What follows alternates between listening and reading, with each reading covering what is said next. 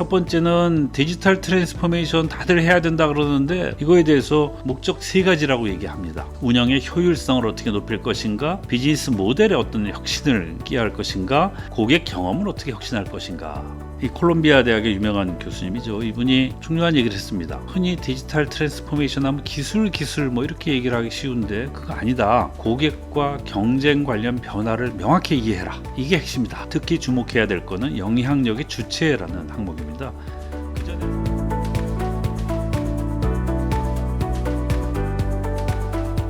IoT 기술이 뭐냐? 기기 및 사물에 센서와 통신 모듈을 탑재해서 유무선 네트워크로 연결함으로써 사람과 사물 간, 사물과 사물 간의 정보 교류 및 상호 소통이 일어나는 지능적 환경이다. 이렇게 정의를 했습니다. 다만 이제 지능적 환경이라고 좀 포괄적으로 얘기했는데 이걸 요새 줄여서 AIoT라고도 얘기합니다. AI 플러스 IoT라고 얘기할 정도로 이 결과로 데이터가 많이 나오니 이 데이터를 가지고 엄청나게 많은 일을 해야 됩니다. 큰 밸류를 낼 수 있습니다. IoT의 여러 분야가 있습니다만은 성장 가능성이 큰 분야를 골라봤을 때는 당연히 산업계고 의외로 약간 퍼블릭 사이드인 스마트 시티가 굉장히 중요한 분야로 떠오르고요. 자, IoT 앞으로 어떻게 발전할까라고 전망을 해봤을 때 솔루션 단계로 간다고 봅니다. 원가를 줄이거나 생산성을 높이거나 여러 가지 자동화를 한다든가 해서 솔루션이 새롭게 여기서 많이 가치가 등장할 거고요. 궁극적으로는 데이터 서비스 쪽으로 갈 거다. 인더스트리가 어떻게 컨버전스가 되고 데이터 드리븐이 어떻게 일어나고 이노베이션이 어떻게 일어나고 하는 발전은 결국 데이터 서비스에서 일어날 것이다 라고 예상을 하고요. 이제 IoT가 어떤 변화들을 가져왔을까요? 각자 통신사나 ICT사나 가전사나 뭐 글로벌 제조사, 공공기관들 다 IoT를 하고 있고 했고 또 하려고 합니다. 그런데 하는 목적들은 다 조금씩 다릅니다. 각자 노리는 바가 다르겠죠. 샤오미가 굉장히 많은 IoT 싱스들을 정말 싸게 팝니다.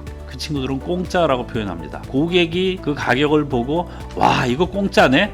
라고 할 정도의 가격을 자기들은 공짜라고 정의한답니다. 그때 그 친구들이 밥솥을 팔고 있었는데요. 제가 그랬죠. 밥솥 도대체 왜 팝니까? 그랬더니 밥솥은 거의 공짜로 주고요.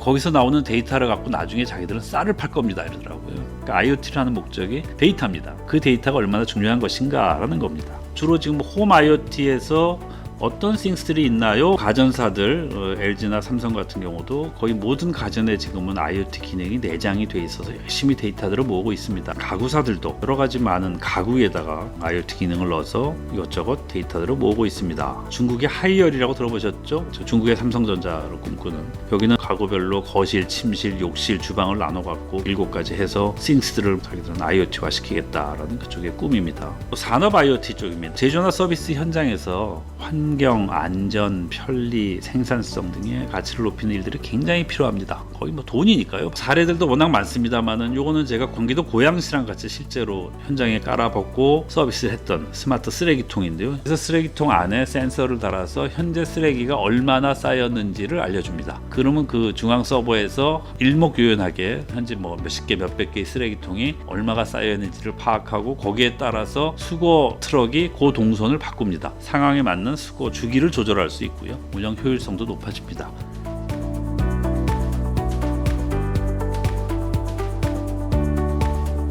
제가 이제 IoT 사업을 시작하게 된 계기는 2015년도에 처음 시작을 했습니다. 가정에서 쓰는 홈 IoT하고 산업 IoT 두 영역에서 시작을 했는데 특히 홈 쪽은 저희가 홈 사업의 다른 초고속 인터넷이나 IPTV를 하면서 새로운 기회를 사전에 좀 미리 좀 봤습니다. 저희가 홈보이라든가 맘카 같은 서비스를 해보면서 이게 기존 고객한테 조금 더 추가해서 크로스셀이 가능하겠구나. IoT라는 게 기존 서비스에서 애드온해서 할 수 있는 또 기존 영업 채널도 있고 대리점도 있고 콜센터도 있으니까 고객에 대한 접근성을 용이해서 좀 다른 데보다는 쉽게 할 수 있겠다. 신사업 할 때 항상 이런 거 봐야 됩니다. 그래서 우리가 직접 하는 기기가 한 10여 개, 또 외부 타사하고 하는 게 한 20여 개 정도를 놓고 전담 사업부를 만들었습니다. 그래갖고 이제 빅데이터 프로젝트가 시작이 돼서 처음에는 저희가 IoT에서 먼저 시작이 돼서 뭐 데이터 관련 이것저것 고민을 하고 찾다가 전사 조직별로 빅데이터에 대한 큰 프로젝트가 진행이 되었죠.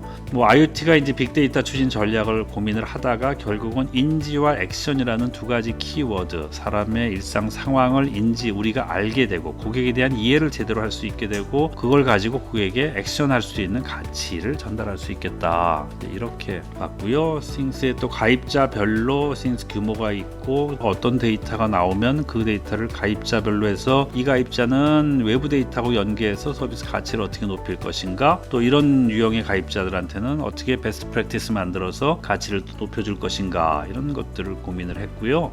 연령별로 또 지역별로 사용하는 데일리, 위클리별로 사용률, 빈도율, 서비스별로 나중에는 데이터 수집을 넘어서 데이터 가치에 대한 인사이트가 점점 높아졌습니다. 그걸 갖고 이런 고객의 라이프 스타일 맵도 만들어 볼 수 있었습니다. 그래서 저희가 빅데이터 기반의 고객 가치를 어떻게 확대할 것인가라는 것 같고 기존 제공 중인 서비스, 추가 제공할 서비스, 싱스의 가치를 가지고 여러 추진 과제들을 당시에 찾아냈었고요.